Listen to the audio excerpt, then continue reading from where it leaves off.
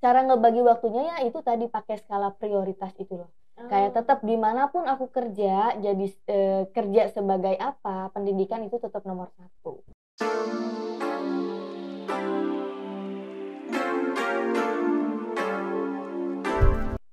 Sampurasun wargi Unpas, balik lagi sama Nopi di Unpas Talk yang pastinya bakal ngundang narasumber yang menginspirasi wargi Unpas semua. Kali ini Nopi ngajakin lagi anak ilmu komunikasi nih. Ilmu komunikasi di Unpas itu emang nggak ada habisnya gitu loh. Kita langsung aja ya ngobrol sama narasumber kita. Halo Nurul. Halo, Teh Novi. Apa kabar? Alhamdulillah, sehat. Coba perkenalan dulu gitu ke wargi Unpas yang pengen tahu Nurul itu siapa, terus kesibukannya sekarang gimana. Oke, halo wargi Unpas, Sampurasun. Perkenalkan, aku Nurul Aprilia, biasa dipanggil Nurul, mahasiswa Ilkom Unpas, tentunya sekarang semester 4, mau ke semester 5. Selain sebagai mahasiswa, ya mungkin tadi juga kan suruh memperkenalkan diri. Aku selain mahasiswi juga news anchor di MNC Biro Jawa Barat dan juga reporter untuk di TV MNC Nasional. Juga selain itu sebagai apa ya, berarti duta kampus itu sebutin juga. Oh, duta kampus kita ternyata Nurul Iya, itu gitulah. ya. Gitu. Aduh, sibuk Sekilas. banget dong ya. Ya sibuk sih, jelas sibuk nggak sibuk juga sih, kayak ya udah dijalanin aja gitu. Kayak maksudnya kan semester 4 nih kan aku sebagai angkatan tua nih ya udah menjalani semester 4 tuh ngerasanya hektik banget kayak di tugas-tugas lab gitu. Terus apalagi kamu harus kerja di luaran. Gimana sih cara kamu bagi waktunya gitu? Jelas itu juga salah satu resiko yang aku ambil ya, karena apa yang aku ambil sekarang udah dilihat, udah aku terima juga gitu ya resikonya.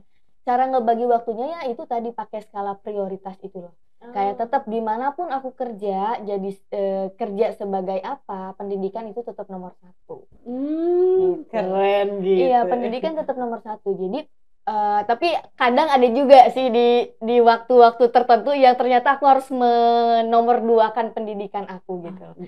Balik lagi ke skala prioritas pada saat itu ya. Betul. Kayak gitu sih Teh. Terus kamu kan kalau aku setahu aku ya, kamu tuh udah jadi news anchor tuh dari zaman SMA nih.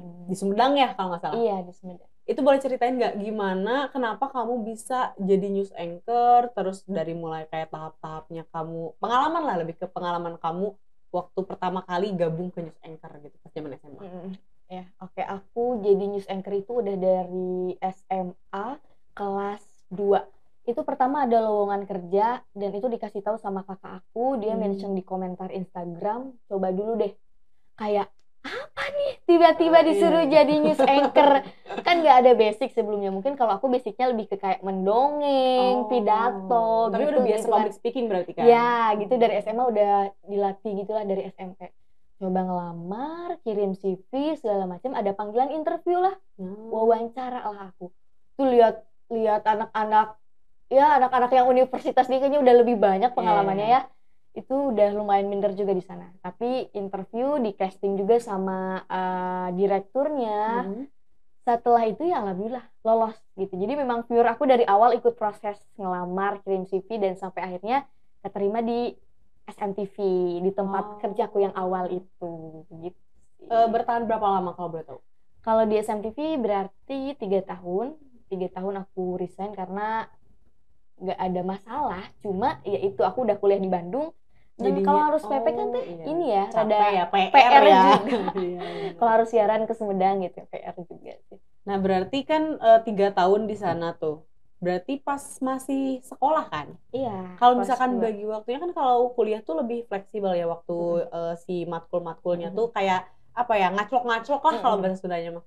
Kalau di sekolah kan nggak benar-benar dari jam 7 sampai sore gitu. Terus kamu siarannya kapan? Nah, kalau aku kebetulan siaran di programnya itu yang sore-sore jam 5 sampai setelah maghrib. Itu jadi beres sekolah, terus lah ke kantor gitu. Tiap hari aja gitu, pagi sekolah sampai sore kan yang full day itu, terus siaran di SMTV waktu itu. Jadi emang nggak ngeganggu juga gitu loh. Alhamdulillahnya, karena emang waktunya juga tidak mengganggu sekolah gitu. Karena dari jam pulang sekolah, terus malamnya juga nggak kemalaman ya, sampai beres abis maghrib udah pulang istirahat gitu. Tugas PR lah ya kalau anak sekolah. Terus emang minat itu teh ke situ atau karena emang didorong aja sama kakak, coba aja lah daftar gitu, atau karena emang suka? Sebenarnya kalau untuk di news anchor ini tuh pertamanya kurang minat ya. Karena ya itu tadi aku ngerasa minder karena nggak punya basic sebagai jurnalis. Tapi setelah didalami, setelah terjun ke dunia itu asik juga gitu. Enjoy, aku ngejalaninnya enjoy, makanya sampai sekarang bertahan lah gitu. Akhirnya nemu passion di situ setelah nyobain awalnya. Gitu. Terus sekarang berarti kerja di mana nih? Kan udah keluar dari sana. Terus sekarang di MNC Biro Jawa Barat. Itu kalau MNC itu berarti pegang di 4 stasiun televisi, MNC, RCTI, iNews dan juga Global TV. Jadi di 4 TV itu in-frame. Tapi kalau program beritanya ada di 3 aja sih, MNC, RCTI, iNews. Jadi in-frame di 3 stasiun televisi itu. Khusus untuk semua berita yang ada di Jawa Barat. Itu tuh jadi kayak misalkan kamu siaran langsung di relay ke 3 atau emang mereka punya program-program khusus? Gitu? Punya program khusus. Tiap stasiun televisi itu punya program khusus dan jadi hari ini aku siaran untuk di RCTI nih, besok siaran untuk di iNews gitu. Jadi fokus kalau karena taping kan kita kan. Jadi fokus per taping itu satu program untuk di satu stasiun televisi gitu. Jadi seminggu ada 4 kali taping tuh ya untuk di 3 stasiun televisi itu. Terus kamu tuh sebelumnya masuk kuliah dulu atau pindah dulu ke MNC Group? Kuliah dulu. Kuliah sampai semester 2 berarti. 2 apa 3 gitu. Udah kuliah, resign kan dari tempat kerja. Karena capek, pulang pergi. Resign, ngelamar di tempat yang sekarang gitu. Gimana bisa kepikiran ngelamar di tempat yang sekarang gitu? Apa lihat loker di Instagram kah atau gimana gitu? Jadi waktu itu ada dosen yang ngasih info tentang si loker ini. Dia lagi ngebutuhin news anchor di si tempat kerja aku yang sekarang. Itu salah satu dosen aku, Ibu Tresia. Dia juga ngajar aku public speaking. Waktu itu ada tugas public speaking dan aku pilih jadi news presenter. Mungkin dia melihat ya gitu, ada potensi mungkin ya di diri aku. Dia coba kasih tahu, coba nih ngelamar segala macem. Awalnya aduh Bu gitu, rada minder ya kalau harus langsung, kan aku di lokal waktu itu, kalau harus sekarang ke MNC jujur rada minder awalnya. Coba aja dulu.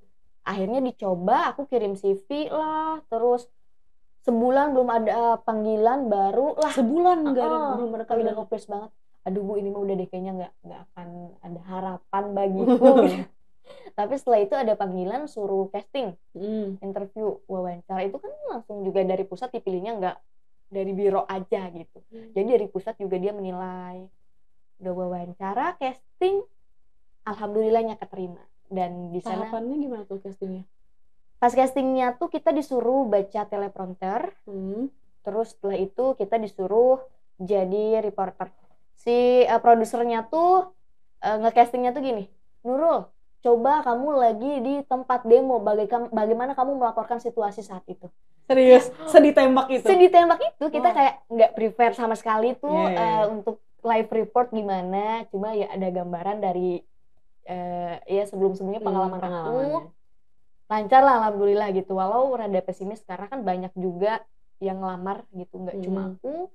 Tapi setelah itu dengan beberapa lama mungkin ya perbandingan dengan yang lain, alhamdulillah lah mungkin aku jodoh rezeki di tempat yang sekarang gitu sih Teh. Itu tempat castingnya kemana? Kamu ke pusat, ke sana? Enggak, kalau castingnya di sini, di kita di biro, di studio. Cuma memang dikontrol sama pusat dan dari produser kita juga melaporkan ke sana gitu. Jadi lumayan ketat juga sih itu. Pernah nggak skip kuliah gara-gara ada liputan mendadak gitu? Ada, udah berapa kali. Sering banget kayak tapi gitu. Karena tadi pendidikan nomor 1 ya, jadi ada live report di jam 8. Aku ada kelas jam 7. Masuk dulu kelas untuk absen. Biar ada hadir aja. Bilang ke ibunya, Bu maaf saya nggak sampai beres bla bla bla bla bla. Tapi alhamdulillah ibunya ngerti karena ilkom kan ngejurus mungkin dengan kerjaan bidang aku yang sekarang gitu. Jadi waktu itu masuk dulu, hadir kan absen, cabut gitu. Capek banget ya. Tapi ada juga beberapa part yang aku harus ya udah relakan alpa gitu loh. Karena bener-bener harus caw gitu ya. Iya, karena kan kalau misalkan mendadak liputan tentang hard news itu biasanya lebih ke hal-hal yang urgensi nggak sih? Yes, itu bener, kayak permintaan dari pusat ya mau nggak mau harus pergi gitu. Kayak ya aku nggak mau tahu kamu masih kuliah, ya kita nggak mau tahu kamu umur berapa, yang penting udah di lapangan profesional gitu. Jadi kayak aku juga berusaha untuk memberikan yang terbaik buat kuliahku, buat tempat kerjaku gitu. Tapi kalau kamu lebih suka nih, maksudnya lebih enjoy siaran di studio atau di lapangan? Kalau lebih enjoy jujur di studio dong. Biar ruangan ber-AC ya Bu ya, kita tinggal baca doang teleprompter. Beda kalau di luar panas-panasan. Pemirsa di rumah ya nggak akan tahu nih kita panas-panasan, keringetan kita gitu kayak kan. cuma nonton doang gitu ya, kayak menikmati gitu. Menonton, menerima, hektik, ya? Iya, menerima berita gitu. Kita kan di belakang gimana, cuma ya udahlah, itu akan menjadi kenangan untuk kita para jurnalis ya, ibu-ibu, bapak-bapak di rumah rahasia gitu. Dapur ya, tinggal nonton aja gitu. Jadi emang lebih enjoy di studio sih teh. Kalau dari prosesnya nih, proses menjadi reporternya ya, kan harus cari dulu narsumnya, terus mungkin lebih ke apa ya, di tempat yang hektik kayak gitulah, nempatin diri buat jadi nyaman lah untuk mereport gitu ke pemirsa kalau misalkan berita yang kamu bawain itu sejelas mungkin gitu. Nah itu kayak gimana sih langkah-langkahnya kamu selama reportase di lapangan? Jadi kalau kita reportase itu udah langsung diminta ke tempat ini, wawancara tentang ini. Kalau udah di lapangan, ya kita cari narasumber yang sekiranya cocok. Cocok tuh yang dia bisa menjelaskan, dia bisa memberikan informasi yang enjoy juga gitu. Jadi tidak ada keterpaksaan. Jadi emang sangat penting juga antara aku dengan narasumber yang nanti diwawancara, chemistry itu sangat penting. Makanya aku suka cari-cari narasumber yang dia santai nih, si bapak santai nih. Kayak waktu di pasar-pasar di Cimol gitu kan. Kita harus cari beberapa narasumber yang ini kayaknya cocok deh kriteria sebagai narasumber. Maksud kriteria di sini ya yang asik, yang dia senang juga untuk diwawancara tanpa adanya keterpaksaan kayak gitu. Tapi dari mulai pertanyaannya kita bikin sendiri dari awal. Serius? Iya, yang penting kalau turun ke lapangan ya 5W1H-nya itu aja. Udah aku kira tuh emang udah disiapin sama krunya gitu loh, kayak kita tinggal bacain. Kalau ke lapangan, kalau live report kita pure. Pertama ya cari-cari, kita observasi dulu, terus kita cari-cari data gitu di internet terkait isu yang sedang kita angkat, barulah aku gali kembali data-data itu ke narasumber yang bakal diwawancara sama aku. Jadi harus kritis itu ya pikirannya. Reporter tuh nggak yang kayak cuman ngasih tahu doang gini-gini, tapi dalam pemilihan narasumbernya juga selektif. Iya, benar gitu. Tapi pernah nggak kamu nemuin narasumber yang kayak apa ya? Ini tuh bukan narasumber yang harusnya aku wawancarain gitu. Kayak kan pernah tuh aku beberapa kali nonton acara-acara berita yang narsumnya tuh sebenarnya nggak memberikan informasi, tapi malah kayak jadi ngakak gini. Yang kamu tau nggak sih yang bahasanya dia kata gue teh ternyata udah mati yang gitu. Itu berat-berat. Iya yang kayak gitu. Pernah nggak sih? Sejauh ini enggak sih. Justru mereka pada happy aja. Cuma yang jadi ngakaknya tuh yang aku butuh narasumber satu, cuma di belakang pada muncul gitu loh. Pada muncul semua. Gitu. Iya, pada berdiri gini mau diwawancara. Iya. Jadi ngakak kan di belakang pada kayak siap siaga gitu. Aduh. Padahal gitu. Kayak udah Bapak cukup gitu dan satu aja gitu ya. Satu aja gitu biar informasinya juga lebih bisa diterima gitu kan sama pemirsa. Tapi kan si news anchor gitu kayak kamu nih punya karakter yang khusus kan, misalkan walaupun beberapa news anchor tuh memiliki karakter yang beda-beda, tapi mereka tuh punya ciri khas dari mimik wajah, ekspresinya, terus intonasi suaranya, apalagi yang ke hard news gitu. Nah itu tuh gimana sih cara kamu ngelatih diri yang awalnya kamu tuh nggak berpengalaman sama sekali gitu? Balik lagi ya, karena kunci jadi news anchor itu penghayatan. Jadi nggak cuma menyampaikan berita ke pemirsa, kita harus bisa menghayati berita dan kalimat ini seperti apa biar bisa diterima. Jadi penjiwaan, penghayatan di diri itu harus benar-benar. Jadi ketika ada hard news, benar-benar harus dijiwai lah. Bagaimana bisa diterima gitu. Makanya sampai sekarang aku mencoba menjiwai satu berita aja, kadang memang susah untuk kita jiwai biar sampai ke pemirsa. Gitu. Jadi sebelumnya mungkin sebelum taping kamu udah pasti baca dulu dong ya isi beritanya. Itu udah dikasih skrip. Kalau di studio ya, di studio udah dikasih leadnya, udah dikasih, kita tinggal baca-baca lagi. Ada kata yang salah bisa koreksi ke produser kayak gitu. Boleh ada yang typo, boleh ke produser koreksi gitu. Jadi sebelumnya juga udah baca-baca dulu. Ya takutnya kan ada yang salah apa gimana. Pernah tapi lagi take terus ada kesalahan gitu? Ada, itu banyak yang tipe-tipe gitu tuh banyak. Cuma kalau kesalahan di news anchor kan bisa dengan dia maksud kami pemirsa bla bla bla, lanjut lagi aja gitu. Even taping ya, taping tetap harus daripada cut dari awal, kasihan yang di MCR juga. Jadi ya udah maksud kami bla bla bla. Jadi improvisasi aja walaupun taping nggak banyak retake gitu ya. Berarti sebenarnya sama aja kayak live gak sih? Sama aja kayak live. Sama aja kayak live. Cuma ya itu tadi waktunya aja mungkin kan, ya waktu take-nya dong ya. Oke, kalau menurut kamu nih susahan mana dari membawakan yang hard news atau yang soft news nih? Susah membawakan, gak tahu ya, bingung ya kalau harus dibedain susah mana. Sama-sama susah sih sebenarnya. Cuma kalau aku lebih seneng bacain hard news aja. Lebih kesenangnya berarti bukan tingkat kesusahannya. Penekanannya lebih ke kalau hard news kayak tegas gitu loh. Karena kan aku suka yang gitu-gitu ya Teh ya. Jadi lebih seneng di hard news gitu. Tapi pernah kan bawain soft news? Pernah. Pengen tahu dong gimana beda pembawaannya gitu antara membawakan hard news dan soft news. Mungkin boleh dicontohin biar wargi Unpasnya juga pada lihat gitu, pada tahu. Oke, kalau hard news misalnya gini ya, kayak opening. Pemirsa, berjumpa dalam seputar A-News Jabar bersama saya Nurul Aprilia. Selain ketiga informasi tadi, kami masih memiliki informasi lain. Di antaranya banjir bandang kembali melanda Kabupaten Bogor. Ih, keren! Gitu-gitu sih. Kalau itu kan gak banget ya. Beda kan kalau sambil ngobrol. Kayak biasanya lihat di TV kan kayak gitu, kayak sekarang emang serius ini. Kalau soft news lebih santai. Kayak gimana coba soft news? Kalau soft news kayak, pemirsa, untuk Anda yang masih bingung berlibur di hari liburan Idul Fitri kemana, saya punya rekomendasi untuk Anda. Yakni ada Ciwidey Valley yang berada di Ciwidey, tepatnya di Kabupaten Bandung. Untuk Anda yang penasaran bisa langsung datang ke Ciwidey Valley. Dan berikut informasinya hanya untuk Anda. Ih, keren! Wow. Beda kan ya? Iya benar, beda banget ya.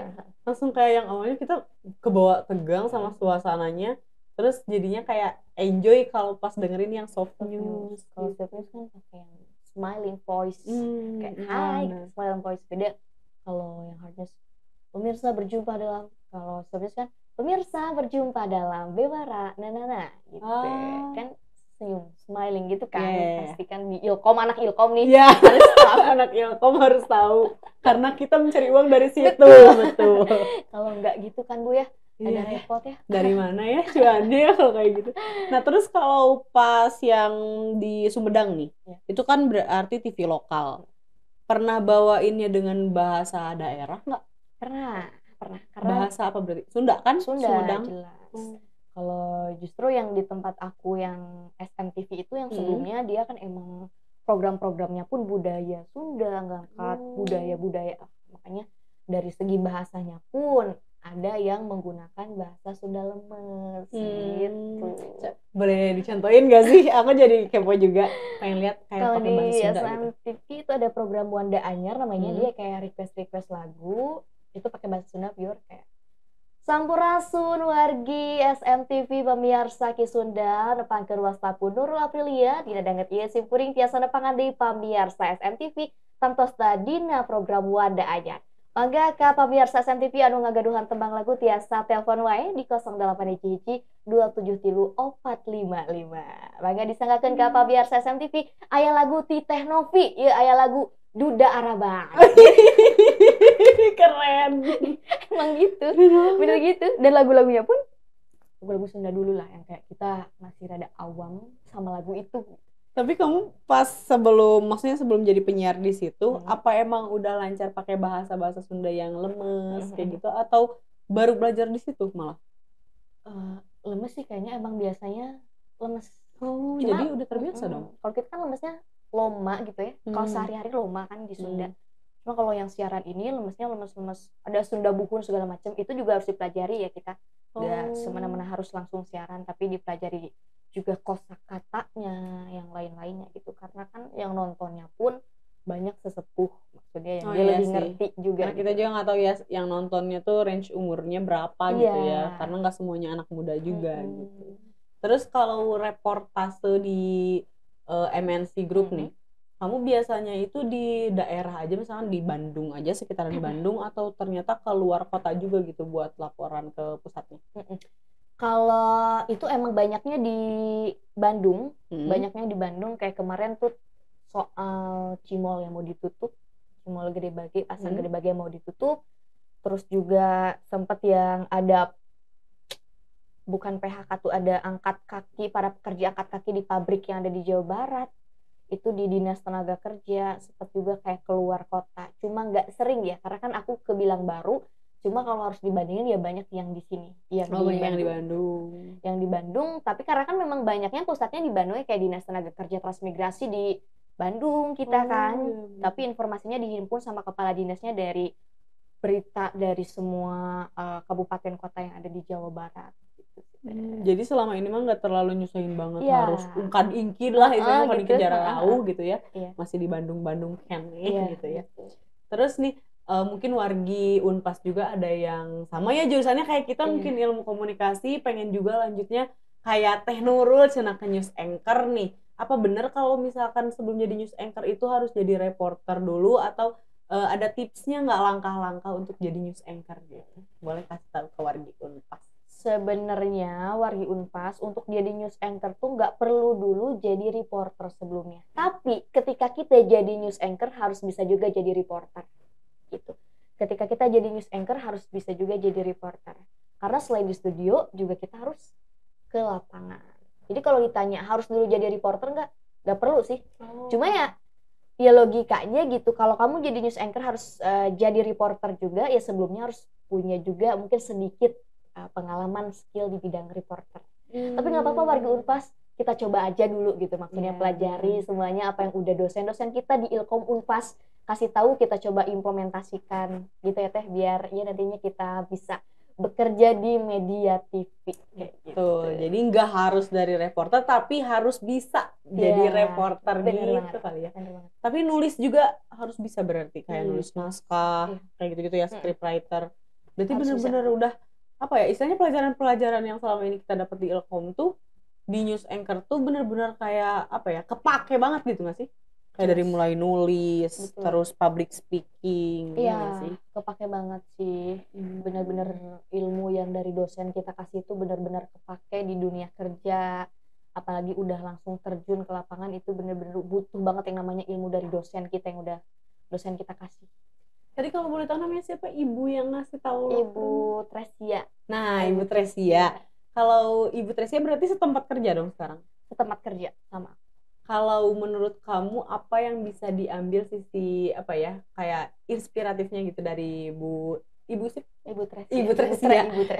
Tresia ini yang menginspirasi kamu dan istilahnya jadi role model kamu lah gitu dalam di bidang pekerjaan ini? Dia tuh independent woman banget ya. Selain jadi dosen, dia juga jadi news anchor, juga ngurus rumah tangganya. Luar biasa sih, itu yang bikin aku wah keren. Aku aja ya Teh yang cuma kuliah kerja aja udah rada lumayan sometimes merasa aduh capek gitu. Lagi ibu Teh dengan ngurus rumah tangganya, ditambah juga beliau tuh penyayang, lemah lembut, nggak pernah yang namanya kasar. Itu yang bikin aku kayak ini orang baik banget gitu, penyayang ke sesama pun dia baik banget, penyayang banget. Dan juga ya itu tadi kata aku, dia independent woman yang bikin pasti kaum muda, para mahasiswanya juga suka ke dia dan pasti menjadikan beliau sebagai role model, khususnya aku pribadi. Wih, kayak gitu banget ya Ibu Tresia. Keren banget sumpah. aku tuh sering banget lihat Ibu Tre tapi belum pernah keajar gitu loh. Jadi kan nggak yang kenal secara langsung gitu ya. Makanya kayak oh ternyata orangnya sehebat itu gitu ya. Ibu Tre Sia. Apalagi kan beliau tuh sekarang udah punya Neo School, itu soft skill school.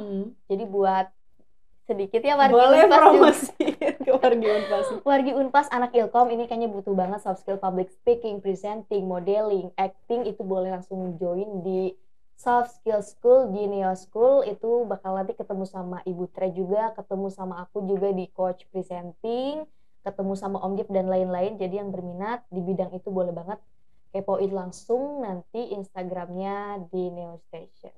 Neo Station nama Instagramnya. Aku aja kayaknya abis ini mau ngepoin ya. Kemarin nggak ikut ya trialnya. Itu gratis, bisa ikut semua kelas kayak. Serius. Dan Ibu Tre lagi yang dia mencoba untuk membuat kelas, membuat sekolah soft skill tuh beliau gitu. Punya ide-ide gitu tuh beliau gitu. Keren banget ya. Kayak udah tadi kerja iya, ngajar kan ya, dia ngajar juga, terus ngurusin rumah tangga, sekarang bikin apa ya, tempat untuk pendidikan gitu loh, kayak yang emang anak-anak yang minat lah gitu ya ke arah sana gitu, mewadahi jatuhnya.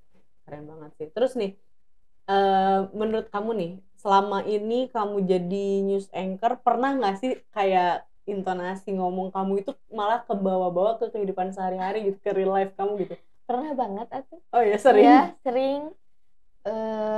Sampai dosen aku bilang gini, atuh tong jadi presenter. Oh iya, semua kayak gitu. Atuh tong jadi presenter. Ya itu tadi karena kebiasaan. Karena kebiasaan sih. Jadi kebawa gitu. Tapi kalau sama bestie ngomong biasa aja kayak gini gitu. Karena kan kalau sama dosen mungkin jadinya ngomong formal, akhirnya jadi kayak pembacaan berita gak sih? Iya gitu. Kayak aduh ini mah harus masakan depan dosen ya, kayak ke teman. Iya. Jadi kenapa jadi kayak presenter gitu, sampai dosen aku bilang, atuh mulai jadi presenter. Langsung jadi kamu baru nggak kayak iya juga ya gitu. Iya, dan seketika suaraku berubah lah gitu. Jadi iya. Nah, berubah di komen lagi. Iya. Karena kan kadang nggak sadar ya, karena udah kebiasaan itu gitu. Iya, gitu. Nah, kalau bagi Nurul sendiri nih, apakah jadi news anchor ini tuh udah sebuah goals pencapaian di salah satu pencapaian di hidupnya Nurul, atau istilahnya banyak lagi pencapaian-pencapaian lain yang pengen Nurul capai gitu, tapi dari tahap ini tuh belum sampai ke sana gitu, ada nggak? News anchor setelah aku dalami ternyata bidang ini jujur jadi goals aku pada akhirnya. Tentunya dengan skala yang lebih luas lagi gitu ya. Tapi balik lagi karena aku tuh emang kadang orangnya suka challenge, suka tantangan. Kadang pengen keluar dari zona nyaman yang ini gitu. Kalau ditanya goals ya news anchor, siapa sih nggak mau jadi news anchor gitu. Itu juga goals aku pribadi. Tapi juga kadang pengen untuk kita mencoba menggali lagi potensi yang ada di diri kita. Tapi ya kalau memang rezekinya harus mentok-mentok jadi news anchor ya udah nggak apa-apa, karena itu tujuan aku juga kuliah di Ilkom jadi news anchor. Gitu. Karena emang enjoy juga kan ngejalaninnya ya, kayak kenapa enggak gitu. Terus kalau plan selanjutnya setelah nanti, ini kan kita ngomongin jauh ya, setelah nanti kamu lulus kuliah, terus plan ke depannya apakah akan terus melanjutkan, atau yang tadi kamu bilang pengen mencoba ke bidang lain? Kayaknya ngelanjutin sih. Ngelanjutin. Ya. Tapi gitu anaknya tuh rada labil ya. Kalau ada tantangan kayaknya ini seru, pengen coba gitu. Tapi fokusnya sekarang di bidang ini aja gitu. Di news anchor dulu aja ya. Fokus di bidang ini. Nah, Nurul, di Unpas Talk ini ada sesi atau misalnya segmen namanya Jawara, Jawab Kunyalira. Jadi kamu nanti di sini disuruh pilih salah satu nih ya. Pertanyaannya udah aku pegang, kamu disuruh pilih salah satu dari pilihan yang bakal aku sebutin, tapi harus secara cepat banget. Oke, cepet banget ya. Aku sebutin ya. Deg-deg ya. Aku jadi deg-degan. Yang pertama nih, news anchor atau reporter? News anchor. Wih, cepet banget nih, deg-degan banget. Begadang ngerjain tugas atau disuruh liputan mendadak? Disuruh liputan mendadak. Lebih enjoy daripada ngerjain tugas ya? Iya, pusing Bu tugas dulu. Terus siaran live tapi kurang tidur atau presentasi di kelas tapi kurang paham materi? Siaran tapi kurang tidur. Ikut banyak organisasi atau fokus berkarir sambil kuliah? Fokus berkarir sambil kuliah. Siaran malam di studio atau liputan lapangan pas panas terik? Siaran malam di studio. Live report gak make up atau berangkat kampus gak mandi? Berangkat ngampus gak mandi. Liburan tetap liputan atau liburan banyak tugas? Liburan tetap liputan dong. Menghasilkan juga ya.